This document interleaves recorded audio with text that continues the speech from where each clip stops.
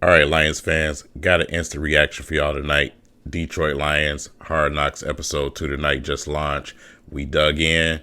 Let's talk about it.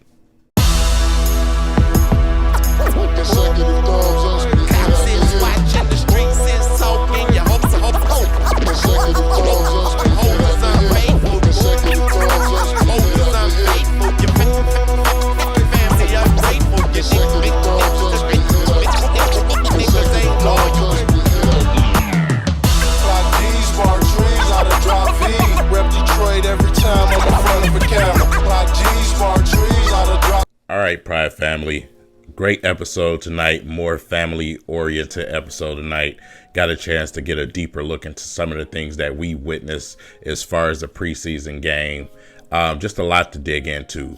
First and foremost, we're going to start with the conversations that was had with some of the players, especially DeAndre Swift, Malcolm Rodriguez, the linebacker core. Just a lot of great info in this episode. You get to see some of those real situations that happen behind closed doors when it comes to training camp preseason. Some of these guys, this is their only opportunity. So they have to take that opportunity and take it and make plays when plays are available. It's very important for a lot of these guys. Some of these guys are undrafted. Some of these guys are late round picks. So, it's a whole different type of season when it comes to training camp. And also when it comes to playing in preseason games, when the lights turn on, that's when the evaluation starts. Not only for myself, but Dan Campbell himself mentioned it in tonight's episode. So very, very important for them guys to go out there and give it their all and try to, get things done, man. It's a situation where we seen the conversation in the linebacker room where Malcolm Rodriguez, and I know a lot of you guys were wondering, like, man, he's starting, in a preseason game. Well, that wasn't a fluke. We've been mentioning this the entire training camp for a lot of us that's been witnessing, the situation in training camp. He's just been making plays. He hits, man. He tackles. He's in the right spot. And, that is his calling card. He's a very smart player. Sideline to sideline, knows how to fill them gaps, knows where to be. And this is a rookie we're talking about, 6th round pick. A 6th round pick in Mr. Rodrigo. So, a lot of his teammates still don't even realize his last name is Rodriguez. But Rodrigo, man, we were so excited to see him, get this opportunity, because a lot of us felt like, especially evaluating his film, a lot of us felt like this guy could potentially be a really, really, really good steal in this draft, man. So the Lions were ecstatic when they had the opportunity to draft him, where they drafted him, the fact that he fell. One thing that, irks me in this league, not per se the league, I'm going to say in media, and, you hear a lot of people on Twitter and, some people on YouTube, they fall for these measurements and these physical traits. Yes, he's a little bit smaller. He's very, very strong. He's very, very instinctive, very, very smart. And that's what you got to be as a linebacker. But at the same time, he's nasty. He likes to hit. So, you hear all of these crazy things, man. We had a kid out of Pittsburgh come out as quarterback, and he a lot of people made fun of his hands, small hands. You seen his first preseason game. You seen this in his entire college career. Had nothing to do with anything, right? They made that an issue. They made Aiden Hutchinson's arm length a issue. Did he have any issues in college? Did he have any issues so far in training camp and preseason? So, a lot of these things, man, it always bothered me the way that the game has changed because of the new look of, not only the analytics and the, all the statisticians, I call them, but they also, his arms are, this long and that long, or his hands, and bro, can he play? Can he play football? So Malcolm, was basically looking like the leader in the linebacker room. And like I said, he's a 6th-round rookie. So that tells you the state of our linebacker core right now. This the reason why we need to be going out and getting Roquan. So, but on a serious note, coaches keep it real with these guys, man. You know what I'm saying? When it comes to Deuce Staley talking to Swift, everybody's expectations for Swift are super high. We know we have a superstar sitting on our team. We know he can easily be top 5 running back in this league. Easily. Can do it all. Swift has to have that mentality, man. And I love the fact that they highlighted that and the coaching moments with Deuce Staley, man. Deuce Staley is such a dog, man. You know what I'm saying? And he's going to put that dog in DeAndre Swift, man. That's why, I have him as my breakout player of this year. So, I can't wait till the season starts and see that opportunity. Obviously, we still, health is still a thing. But, yeah, man, you got to hit it. You know what I'm saying? And Deuce made sure that he made that known. You got to hit it. And that was to everybody. It wasn't just to Swift. You got to hit it. You know what I'm saying? So, but man, that was great. You know what I'm saying? That was great, man. And we had the opportunity to see Aaron Glenn's, the speech that he echoed from last year. You got to get back used to that winning mentality. You got to go, you got to wake up every morning and say, hey, we're going to win this game.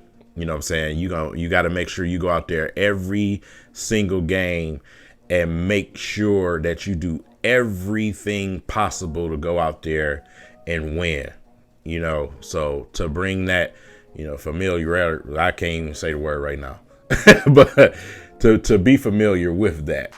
He pointed out, a few players, man, that were used to that.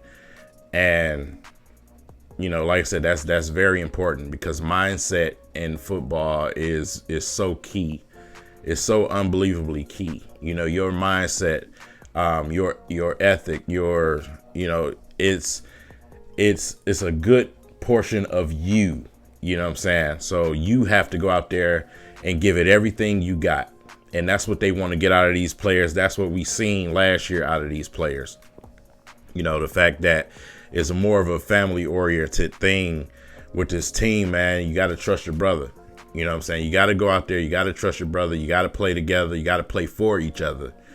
And, I wish they would have pulled that game out against the Falcons, even though it's preseason. You know what I'm saying? Let's just be honest about it. But you want to see them win because those guys, they have something special that they building. So, you want to see them come back from that. So, it was the only home game that we have as far as the preseason.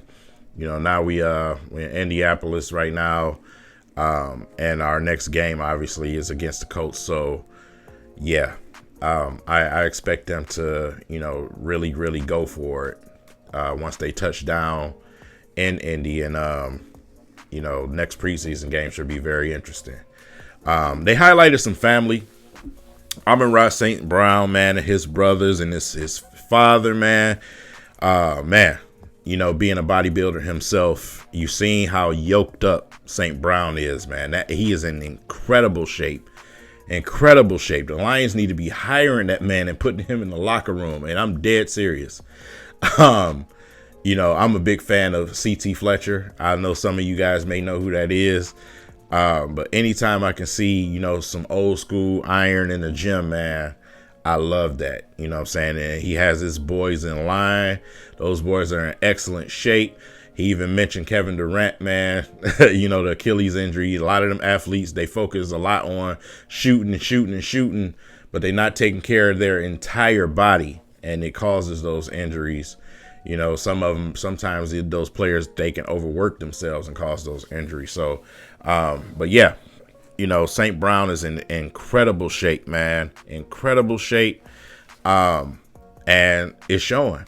He makes plays. It's just what he does, man. So, that was fun to see. I'm trying not to leave nothing out, but Man, it was so much information in this episode, man. Hutchison's family also they spotlighted, his family while they were up in the box in the press box. Like I said, Hutchison obviously comes from a different type of background. You're not gonna get the same type of emotion out of that situation. His mom did come to tears though, because her son was playing in a Lions jersey and he went out there and he made a big play. You know what I'm saying? So that was pretty dope. But like I said, there's you gotta just understand the situation. You know what I'm saying? He comes, his pops played some big time football. You know what I'm saying? His family, they've done very well for themselves. And man, like I said, they watched Aiden go out there and make some plays. They were rooting for him just like anybody else, so but like I said, it was more family oriented this episode. They also showed David Blau and his wife running, qualifying for the Olympics last year.